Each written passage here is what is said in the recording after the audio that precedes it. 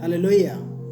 मुझे सुनने वाले हर एक को जल्द आने वाले यीशु मसीह के नाम में आप सभी को प्रेम भरा सलाम।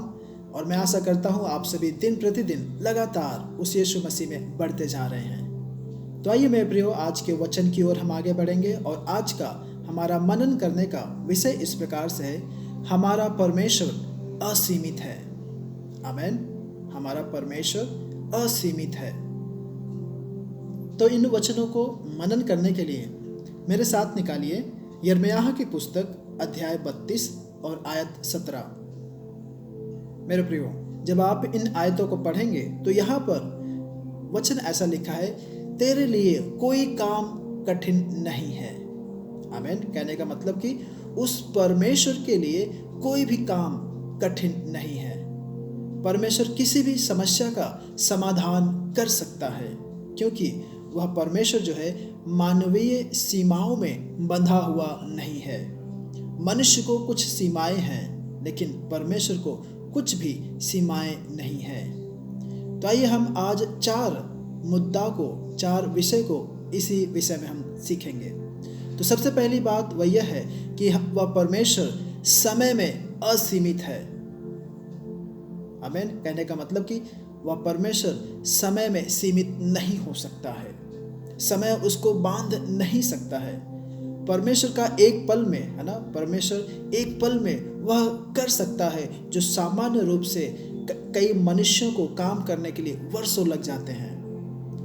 वह परमेश्वर पृथ्वी पर अपनी आज्ञा का प्रचार करता है और उसका वचन इस पृथ्वी में बहुत ही अति वेग से, तेजी से दौड़ता है।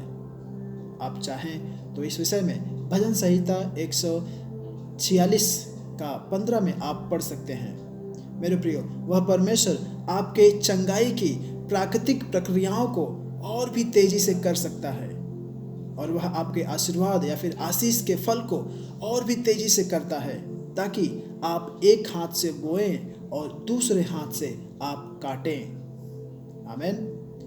आगे जो दूसरा पॉइंट है वह इस प्रकार से, वह परमेश्वर आपकी कमी घटी में से भी कई गुना बढ़ के है, या फिर दूसरे शब्दों में वह परमेश्वर कमी घटी में सीमित नहीं है। आमीन।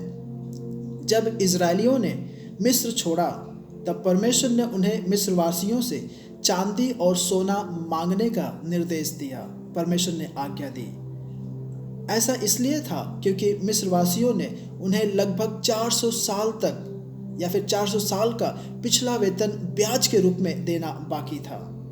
आमीन। कहने का मतलब परमेश्वर आपका मूलधन तो देगा, लेकिन उसके साथ जो उसका ब्याज होगा वह उससे भी कई गुना अधिक होगा। और जब उन्होंने परमेश्वर की आज्ञा मानी तो उसने उनकी कमी घटी की जंजीरों को तोड़ दिया। आमीन। कहने का मतलब परमेश्वर ने इजरायलियों की कमी घटी की जंजीर को तोड़ दिया और जो कुछ उस मिस्र के लोगों ने लूटा था, चुराया था, उन सभी से भी कई गुना बढ़कर परमेश्वर ने उन्हें लौटा कर दिया। मेरे प्रियो, शैतान ने शायद आपका सब कुछ चुरा लिया है, लेकिन परमेश्वर उन सब बातों से आपका दिल बहाल कर सकते हैं। आमीन। फिर से परमेश्वर आपको 2 गुना दे सकते हैं। आमीन। तीसरी बात, वह परमेश्वर शत्रु द्वारा सीमित नहीं है। आमीन। वह परमेश्वर शत्रु द्वारा सीमित नहीं है। परमेश्वर उससे भी कई गुना बढ़कर है। मूसा ने इजरायलियों से कहा, जिन मिस्रियों को तुम आज देखते हो उनको फिर कभी देखने न पाओगे। निर्गमन की पुस्तक अध्याय 14 और आयत 13 मेरे प्रियो इस प्रकार से लिखा है। और इतना भी नहीं, परमेश्वर, है ना, परमेश्वर शैतान की शक्ति से कैसे निपट सकता है, आप सभी मत्ती रुचित सुसमाचार में पढ़ सकते हैं। और वचन ऐसा कहता है, हमारी सामर्थ बढ़ाकर, है ना, कैसे हम शैतान की शक्ति से निपट सकते हैं, वह ऐसे कि हमारी शक्ति को परमेश्वर हमें बढ़ाएंगे। और वचन ऐसा कहता है, जो तुम में है वह उससे जो इस संसार में है कई गुना बड़ा है।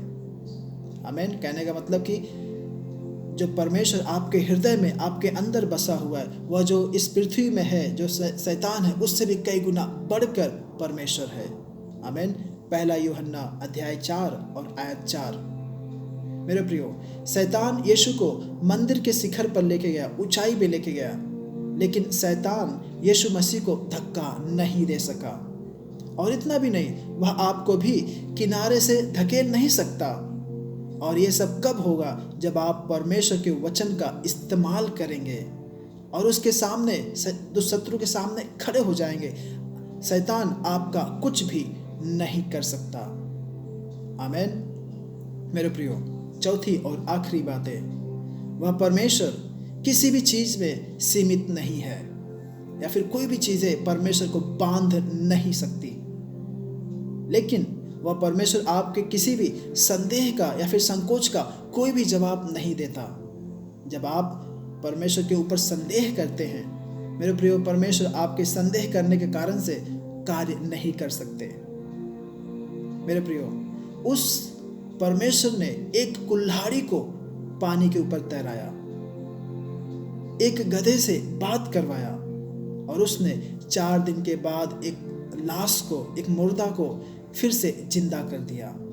इसलिए आपके पास ऐसी कोई भी समस्या नहीं है जो उस परमेश्वर से हल नहीं हो सकती या फिर सुलझ नहीं सकती है।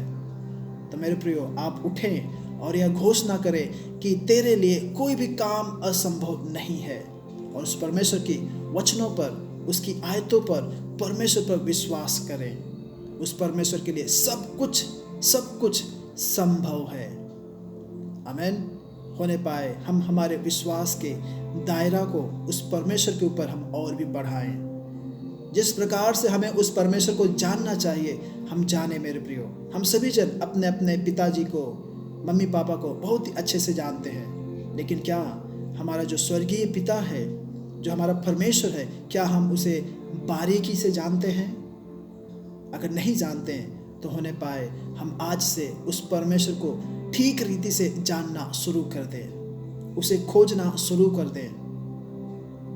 जब आप ऐसा करेंगे तब आप देख पाएंगे कि आपके ऊपर वह स्वर्ग के परमेश्वर का हाथ होगा, और आप उस परमेश्वर से किसी भी बातों को कहेंगे, और उस परमेश्वर के लिए कोई भी कार्य असंभव नहीं होगा।